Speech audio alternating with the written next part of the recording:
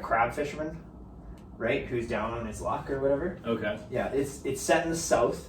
I liked that. Southerners. Yeah. So, like, how often do you watch like a movie that's kind of set in the South? Not very often, right? Like, usually. Unless it's the Alamo. Fair enough. It happened in the South. Happened in the South. You're right. But yeah, no, it's good, man. And it's like all about his dream, this kid's dream to become a wrestler. And then like Shai's character being the guy he is, who's like just a southerner kind of dirtbag, you know, finds himself through this kid. Yeah. Because this kid needs help. And then of course he gets the girl. There's a girl. Well, that's good. He lands the chick. It's pretty awesome. And they become a family at the end. It's just like, oh man, it makes me so sad. It's good. Yeah. Yeah. Sorry, I just had a random thought. Go on, tell me. I would just be nice to see a movie that doesn't have like the romantic thing. Mm-hmm. You know, like it feels tacked on sometimes. It feels incredibly tacked on. You know, sometimes like there's so many movies.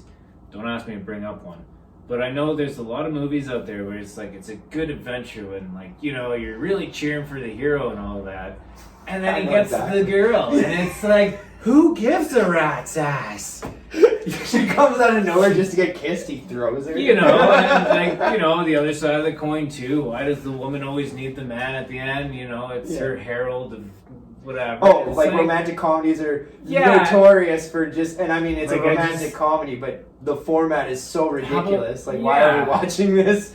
You know, like I wonder if she gets the girl. When I go to a movie, I want to see a beginning, middle, of an end of a person or a group of people that really, you know, it plays with your emotions. There's that whole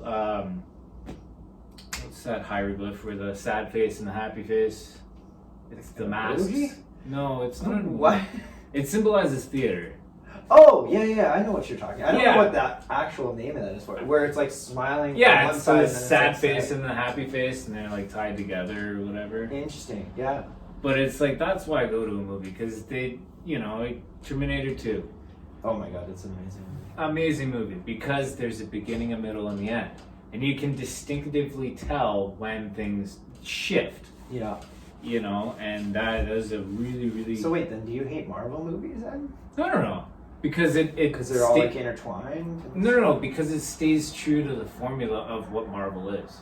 Oh, okay. Because Marvel's eccentric. They're, you know... So look at Iron Man. Yeah. You know, like it's Bruce Wayne that's not depressed. Right. And it, you know, like that is what they are. It's over the top. And it's amazing. So those are fun. So what you're talking about is more like give me an example of a bad movie, I guess. Then. Is there something, like, what's one that you are absolutely just like, oh, I can't deal with it? Like, I have trouble with a lot of romantic comedies. Like, I have to be in the mood for it. That's a whole genre for me that I just think is, like, it's just so insanely overplayed and so far from reality. Mm-hmm. And, you know, people like them and whatever, but I think a lot of people pull from them. They're like, oh, like, you know, I wish this would happen to me, like some millionaire just show up or whatever, right? Like the nice guy who's whatever, and he just sweeps me off my feet, and it's like, it's so far removed from like how we interact as human beings. Like if you even tried to, you know, be the quirky dude who like follows the girl or something, you're gonna be like called a weirdo or something. You know what I mean? Get called, you get all the way. Yeah, like, you know what I'm saying? But yet in the movie, they're like, oh no, this is like totally normal behavior. Like we all do this, and it's like, oh, he's so quirky. Yeah, like we're like, this isn't what he spends hours at night in his basement on his computer. He's so quirky. He's just quirky. Yeah. Like those I can't get behind. That's why I can get behind like dramas and thrillers and stuff because they're more real. Yeah, I'm trying to rack my brain on a bad movie that I've watched. I know I've seen them. I'm very bad at pulling information like that. Yeah. Did you like the new Terminator, the Dark Fate one? Okay, you got me on a thing now. Ding. You want an example of a bad movie? Go on. The Terminator movie, not the most latest one because I haven't seen that. I like it. The one before where they made John Connor bad. Yeah. And it had the chick Genesis.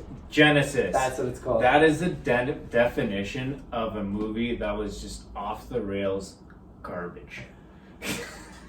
Like that's such a like aggressive thing.